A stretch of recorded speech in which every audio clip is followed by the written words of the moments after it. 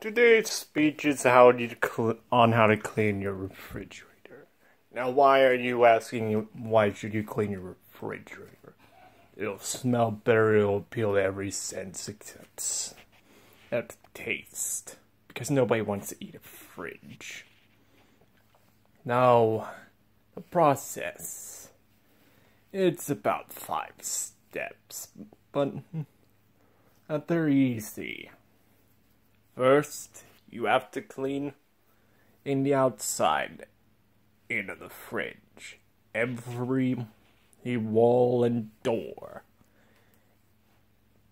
Then, you have to go through the inside of the fridge, removing any expired foods. Relocating every food item off the shelf you're about to remove. Then you're going to have to remove each shelf from the fridge and place it in the sink. Then scrub with a scrubber and dish soap as if you were cleaning your dishes. Until no stains, blemishes, or even gunk remain. After that, you can relocate to your drawers and shelves. But before that, you have to clean the area surrounding them.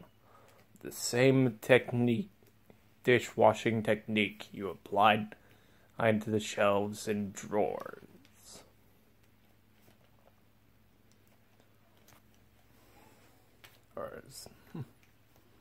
But you have to wipe the interior dry. Next, you have to relocate the shelves you washed into their original positions and move that relocated food back to their original position if you wish. After that, it is just a simple matter of cleaning the door or its interior, removing it and doing the same process you did before.